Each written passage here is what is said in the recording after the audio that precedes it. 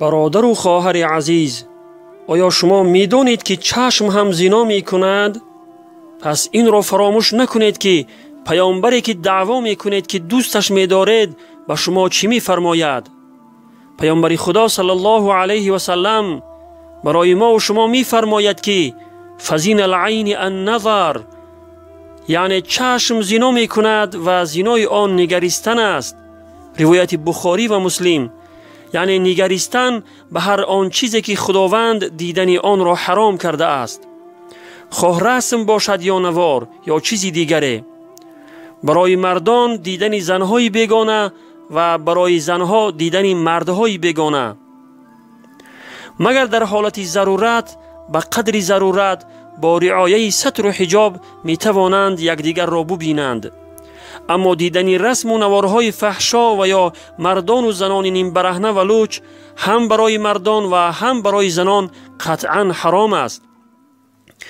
این کار زنای چشم به شمار می رود. پس خود را محاسبه کن که در یک روز چقدر مرتکب زنای چشم می شوی.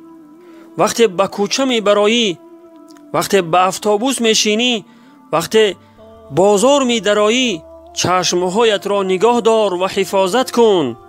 مگذار که از این گناه بی لذت نامه اعمالت سیاه شود. تو که به روز حساب و جزا باوری داری که روز از این گناه بزرگ پرسیده می شوی و جزای خود را می گیری، چرا از این گناه زیشت پرهیز نمی کنی؟ از همه بدترش آن است که انسان با وجودی که خودش گناه را انجام می دهد، باز دیگری را به آن گناه شریک می سازد. بعضی مردان شیطان صفت در شبکه‌های اجتماعی به واسطه پیامک‌ها برای دخترها رسم‌های فحش و بی‌حیایی می‌فرستند تا آنها را به فساد کشند و زنای چشم را انجام دهند. بعضی دختران بی شرم و حیا نیز همین کار را انجام می‌دهند و مردها را به فساد می‌کشند، یا اینکه رسم و نوارهای فحش و بی‌حیایی را برای پهن شدن کلاس یا لایک میمانند تا دیگران هم آن را ببینند و زنای چشم را مرتکب شوند. این گونه مردان و زنان بی حیا معاونان شیطان هستند و وظیفه شیطان را اجرا می کنند.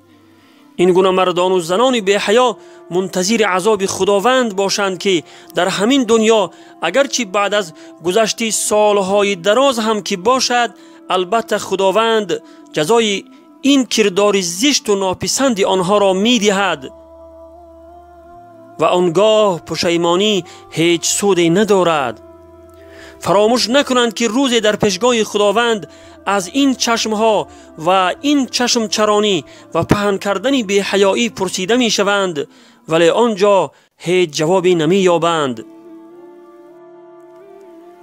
برادر و خواهر عزیز، توبه کن از این همه کارهای زشت و ناروا و چشمانت را حفاظت نما و دیگران را نیز در گناه زنای چشم شریک نکن و گناه خود را دوچند مگردان.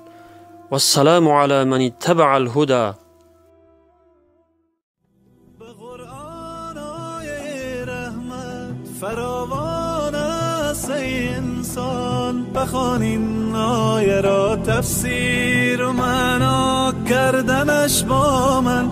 اگر عمری گناه کردی مشو نومی تو از رحمت، تو توبه نامه را بنویس و امضا کردنش با من. دلت را خانه ما کن.